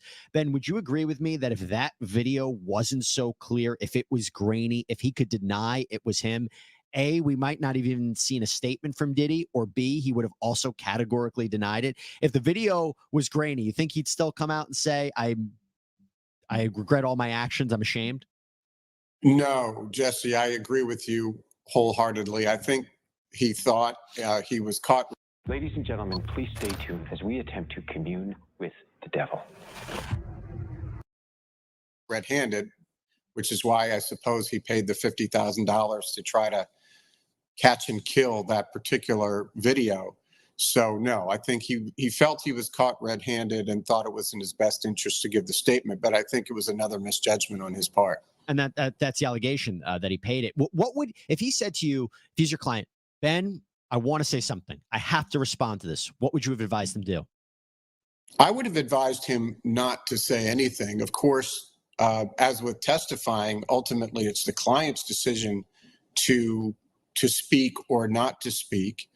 But I think I would have recommended in the strongest possible way not to make any statement at this point. But is it also a mistake of his legal counsel? Let me be fair. I don't know them. I'm just reading the tea leaves. If they knew this video existed, if they know what else is out there, to issue a blanket denial when something like this could come out that is very strong, either A, it seems to me they didn't know about it, or B, they weren't thinking that far ahead. Yeah, that's absolutely right. And we don't want to denigrate counsel without knowing the facts. But if they in fact knew that this evidence was out there, wow. I mean, no, that's not a good idea. All right. With that all being said, you guys, let me tell you something. At the end of the day, I don't know if his attorneys knew about that footage or not. I don't know if they knew about it or not, but here's the thing. If they did know, like he said, and they were categorically denying it across the board and saying that all of this was a money grab and they can't wait, to prove his innocence and all this, listen, that doesn't make any sense. So I'm inclined to believe that they didn't know about that tape. I'm inclined to believe that his attorneys, because I know he has some very smart attorneys. He has to have some good attorneys, okay? These are like some of the best attorneys, period, in New York. So I don't think that they knew about the existence of that tape. And let's not forget that now it has been alleged that Cassie also was given a copy of that tape. So Cassie very well could have leaked it, and if she did, that's smart on her legal team's behalf, because like I said, that adds credence to her story. That also makes her look like a more viable witness and makes Diddy look like the liar that he is with no credibility. Okay? So this is just all crazy at the end of the day. Jilly Marbles, I agree with you, but the attorneys are not in that group that you're talking about. I'm not going to say that word. But at the end of the day, this is all nefarious. Okay, so let me move on to the next receipt. Likes up, everyone, please like and share. Thank you in advance. And that was Johnny Depp's attorney. And here's the thing. Now, I'm no attorney, but I do have a very good knowledge of the law. And at the end of the day, I told you all, I would not have let my client get up there and say anything. I would have talked him out of it or tried to talk him out of it, just like Johnny Depp's attorney said. But another thing is, unlike Sean Holly, when she was out there defending Diddy and saying, oh, he didn't do it, these are lies categorically, you know what I would have simply said? I would have simply said one phrase: we will have our day in court. That's all I would have said. I would not have addressed the allegations myself in any way, even being his counsel. I would have simply said, we'll have our day in court. That's it. Leave it right there. Okay? Because at the end of the day, this is looking all bad for Diddy. Now, let's talk about Cameron, the rapper. Because Cameron is so silly. He went on CNN and acted a whole fool. I'm going to share my screen so you all can see this. Likes up, everyone, please like and share. I find this all so nefarious. I don't know why Cameron did this, but please pay attention. Okay, here we go.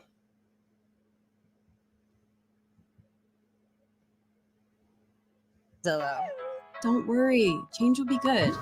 Thanks for being here. First, when you saw that video of Diddy, Cassie in that hotel, did you recognize that Sean Combs? What I want to say, first of all, when I seen the video, everything in the video is egregious. I'm against. I don't support all the charges that's alleged against him. I don't support any of that trafficking, minors, domestic violence. I'm totally against it. So when I seen the video, yeah, I was kind of upset with it. Being that I know him, he's not necessarily a friend, but yeah, I was upset when I seen it. But did you recognize everything him? I just said? Did you recognize that kind of anger at all from your experiences? I don't know like that. What do you mean? Do I be recognized? Did I recognize him? I seen him. What do you mean my experiences? I seen him and I thought it was disgusting. I didn't do a zoom in to see if it was really him or nothing, but he admitted it was him. So yeah, it was him. What did you think about the apology that he gave in that other video? Ain't me for this. The apology ain't for me to decide. It's for Cassie. What I think about it don't matter. He ain't do nothing to me. Cassie need to ask Cassie if she accept the apology. I told you how I feel. I said what I said. I want to play a conversation that you had on your podcast back in September with Mace. Listen. Yeah. When you had your record deal, why did you take me to Biggie Smalls and not Bad Boy? Man, it's almost gonna bring me to tears to say this. I just, being that I saw you as such a good friend, I wanted to put you with somebody I knew with. Thank you, man. I really appreciate that. A lot of people ask me that on Instagram, man. Don't have me just out here crying and shit, man. I don't want to get emotional in here, man. Instantly, I knew Biggie would do right by you. Can you tell us a little bit more about that? I mean, is there something known in the industry about how Diddy treated his artists?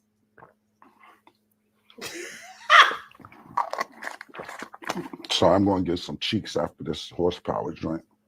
I'm just going off what Mace said. Mace took me to Biggie. I don't really know Puffers like Mace know Puff. So I appreciate what Mace said. And of course, that's my brother. So if he felt that way, then he felt that way. I can't really tell you how Puff moves or anything like that. Mace may know better than me because he was signed to Puff. I wasn't. But my show does come on at 8 a.m. Eastern on YouTube. It's called It Is What It Is. And y'all make sure y'all check it out. I mean, I might get some more information out of Mace from there. But for me to tell you how Puff act and all that, I don't know. I never was signed to him. Yeah. What about the industry in general? I mean, so many people have pointed out that Diddy couldn't get away with this stuff if there weren't a lot of people protecting him. Do you think that's the case? Who the talent agent for this joint? Like, you think I'll be sitting around watching what Diddy do and all this? I didn't know this was a Diddy joint that y'all invited me to. Yo, who booked me for this joint? All right. Wow, and I'll be sitting Cameron, around watching Diddy and all that. Yeah, thanks. Man, come on, man. Thanks for joining us. Thank you for your time tonight. Thank you for having me. You enjoy. How do you take 20,000 children?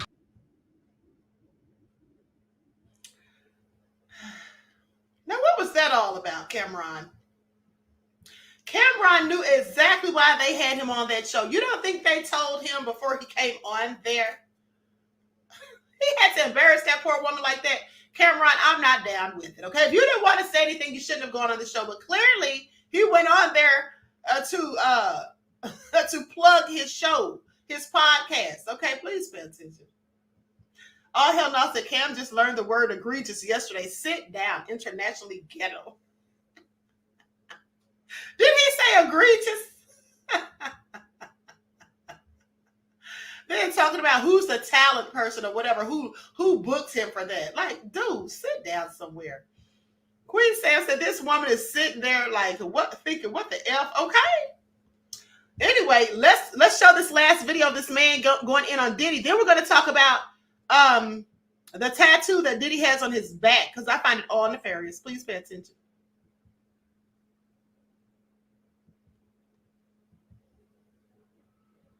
Okay, here we go. Lights up, everyone. Please don't forget to like and share, beloveds. Thank you kindly. Why am I here today? I'm here because of a punk named P. Diddy. It's all over the news. You all have seen that video. It's all over the news. It's all over the internet. Only Ori Spado is in front of the hotel where it took place in 2016. Ori Spado, the accidental gangster. I wish the hell Cassie Ventura knew me, because if she knew me then, I would have come over here with a couple guys. I would have taken care of that punk. And for all you punks who've been condoning his actions for all these years, you're punks too. This is disgusting. You see how big P. Diddy is and how small Cassie Ventura is? And he was throwing her around and beating her like a rag. How long are you guys going to condone this abusive woman? I post a lot of stuff every day. I posted something about an abused woman, but you people don't give a shit about that. All right? You guys don't care. You rather go watch a rat on YouTube, all right, than learn something. Am I upset? You bet your ass I'm upset. I feel sorry for that girl and all the other women that he abused, that he sex trafficked, and everything else that he's done. And he's done a lot more. It's all going to come out. Folks, Why am I here? All right, Grandpa, you've done a lot too. Talking about you used to be in the mafia and all that. I want y'all to pay attention because I bet y'all he didn't have nary a word to say when Harvey Weinstein and Jeffrey Epstein was all over the news. Okay, please pay attention. I bet you he didn't have a word to say, and he really came on there to promote that book. Everybody's trying to get a piece of the action. Is all I'm saying. Okay, please pay attention.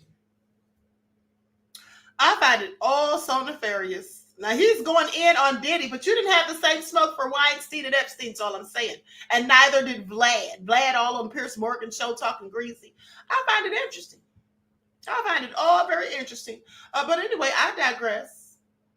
So now let's talk about Diddy's tattoo. Because thing is, I find it interesting.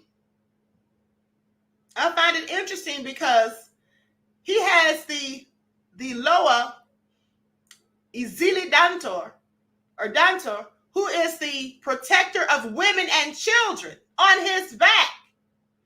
Okay, now he's sporting this deity, a picture of this deity on his back. And then on one picture that I saw he posted, he said, I got my front and she's got my back. No, she doesn't.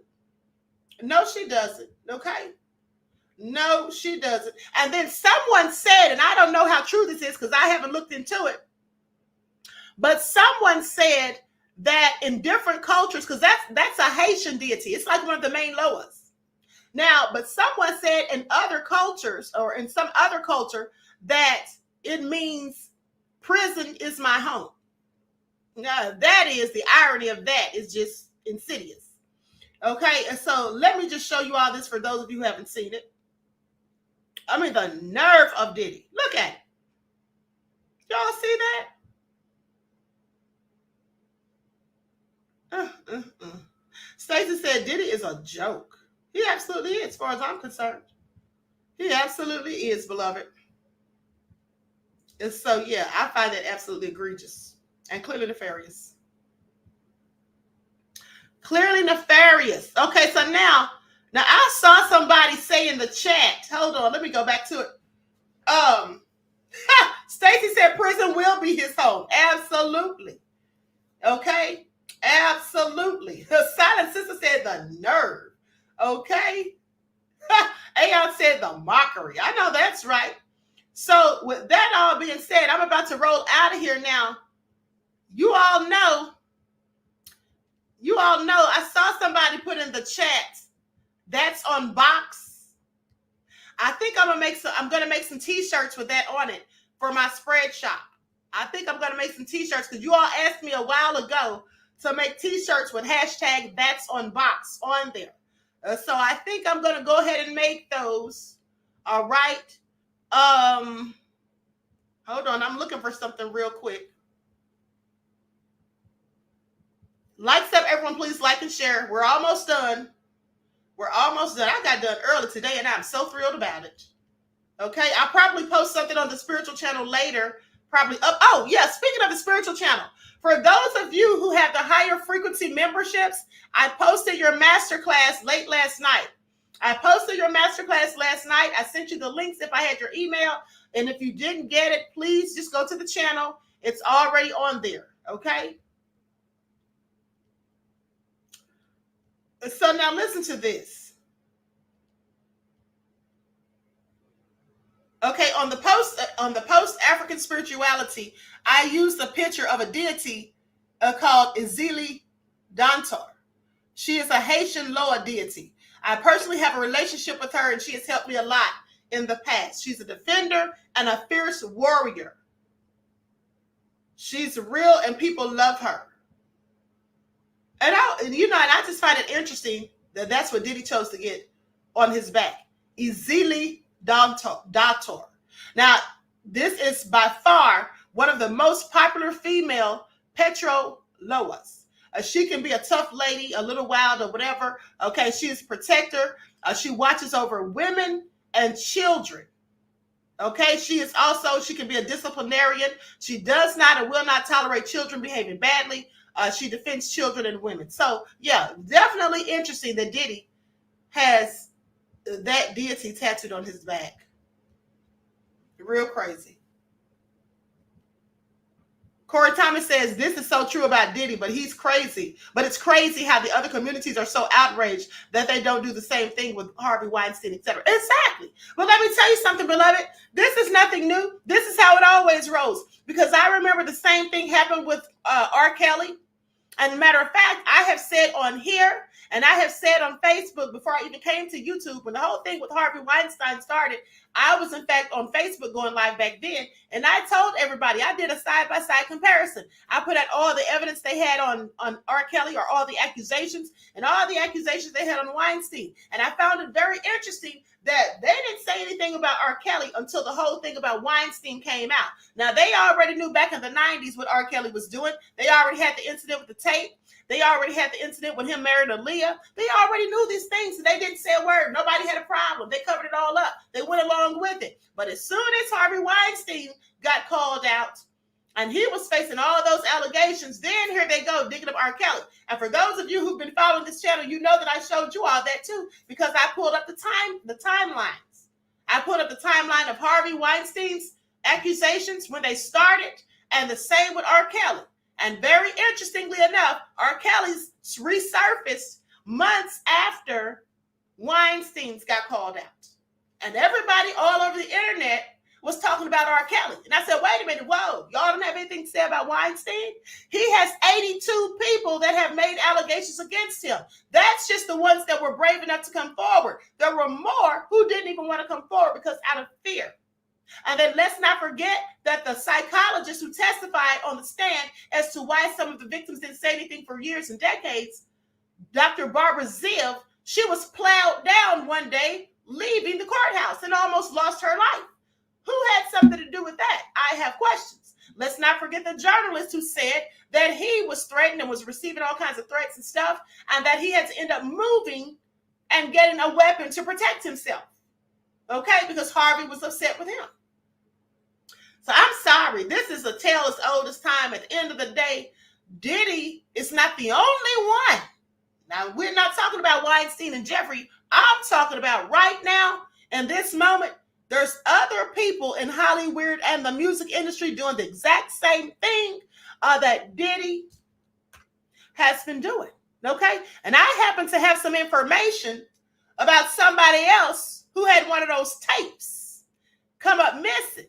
They got it back. They got it back. But yeah, we're going to have to talk about that later on this week, because y'all know I be sitting on receipts. I be sitting on receipts. That's what I be doing. Okay, I want y'all to pay attention. Eric says that Mayor Adams of New York is considering taking the key back from Diddy. Let's see what happens with that. Well, he should have never given it to him. Okay, that's what I find very interesting. We'll see what happens, like you said. Okay, we'll see what he said.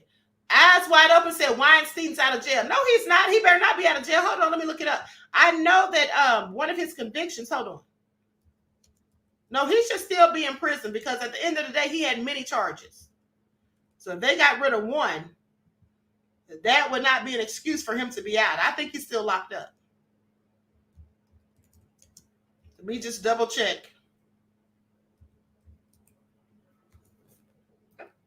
Yeah, he's still in jail, beloved. Weinstein, age 72, remains in jail after being separately convicted of rape in Los Angeles. He was moved to the Bellevue Hospital in Manhattan on Saturday for test.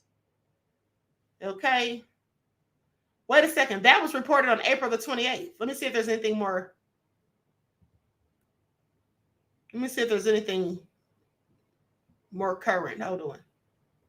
I don't think he's out of prison, because I don't think he's out of jail, because I definitely would have heard about that.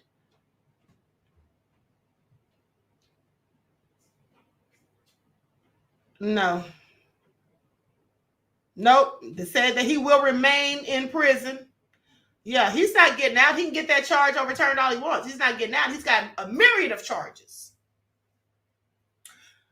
Him and his walker still in prison, said Justin. Said just anticipate. That's another thing I brought up too when I was talking about him. I said, now it was so crazy how Weinstein came in there in the courtroom with a walker, trying to act all elderly and all that. Like he's just as harmless as he can be. Please sit down, Weinstein. Those women already told us what you did.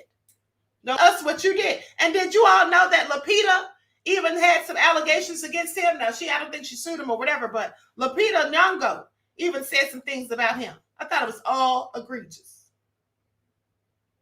So with that all been said, everyone please like and share this video. That Crazy Beach Area said with his nasty self. Exactly. Okay, so everyone please like and share. Thank you in advance, beloveds. I love you all to life. I hope you enjoy the rest of this beautiful day. Each one teach one. That's how we grow and thrive. Do something productive, constructive, but never destructive. And always remember, beloveds, to keep the Most High first in your lives. All right? And so until next time, peace. Then step this way, step that way, then step this way, step that way. Hey, hey, hey, hey, run for your life. Hey, hey, hey, hey, run for your life. Let me hear you say O-V-Ho. O-V-Ho. Say O. Put it on that beat, go. Hey, monster on the beat, ho, Debo. Any rat nigga, he a free throw. Man down, call her Amber Lambs, tell him breathe, bro. Nail a nigga to the cross, he walk around like Tizo. What's up with these jabroni ass niggas trying to see Compton? They industry can hate me, fuck them all and they mama. How many options you really got? I mean, it's too many options. I'm finna pass on this body, I'm John Stockton. Beat your ass and hide the Bible if God watching.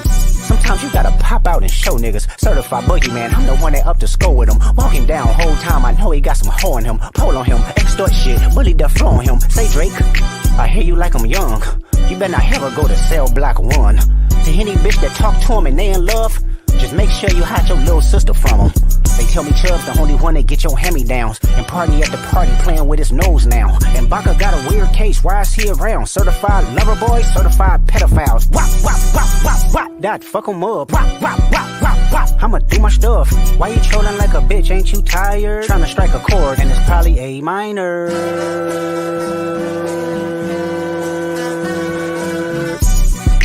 They not like us. They not like us. They not like us. They not like us. They not like us. They not like us. You think the Bay gon' let you disrespect Pop, nigga? I think that Oakland show gon' be your last stop, nigga. They cold foul, I don't know why you still pretending. What is the owl? Bird niggas and bird bitches, go. The audience not dumb, shape the stories how you want. Hey Drake, they're not slow. Rabbit hole is still deep, I can go further, I promise. Ain't there some B-rest that's for bitching? You Malibu most wanted, ain't no love boy, you ball boy, fresh Gatorade or something. Since 2009, I had this bitch jumping. You niggas will get a wedgie, be flipped over your boxes, or over your foe. The other vaginal option, pussy, nigga better straighten they posture. Got favorites all up in contact, might write this with a doctor. Tell a pop star quit hiding, fuck a caption, won't action, no accident, I'm hands on. He fuck around, get polished, fucked on Wayne Grower, he was in jail, that's conniving. Then get his face tatted like a bitch apologizing. I'm glad D-Rose came home, y'all didn't deserve him neither. From Alondra down to Central, nigga better not speak on Serena. And your homeboy needs subpoena, that predator moving flocks. That name gotta be registered and placed on neighborhood watch. I lean on you niggas like another line of walk. Yeah, it's all eyes on me and I'ma send it up the pot. Ay, put the roll label on me, I'ma get them dropped. Ay, sweet chin music and I won't pass the ox. Ay, how many stocks do I really have in stock? Ay, 1, 2, 3, 4, 5 plus 5. Ay, devil is a lie, here's 69 God. Ay, freaky ass niggas need to stay their ass inside. Ay, roll their ass up like a fresh pack of Zod. Ay, city is back up, it's a must, we outside. Ay.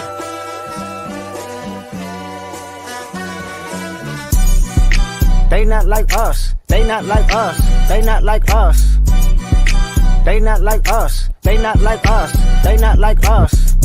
Once upon a time, all of us was in chains. Homie still double down, calling us some slaves. Atlanta was the mecca, building railroads and trains. Bear with me for a second, let me put y'all on game. The settlers was using town folk to make them richer. Fast forward 2024, you got the same agenda. You run to Atlanta when you need a check balance.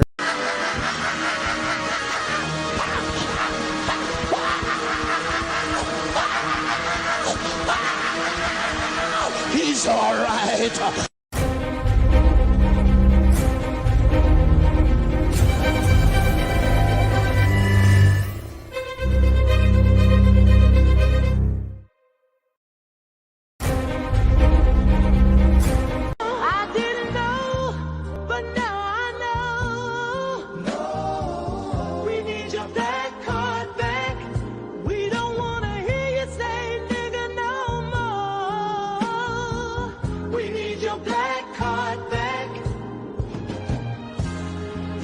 Is sacred, and that's all I'm going to say.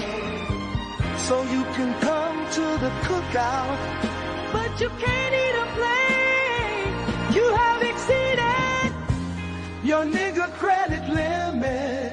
Your black card has been revoked.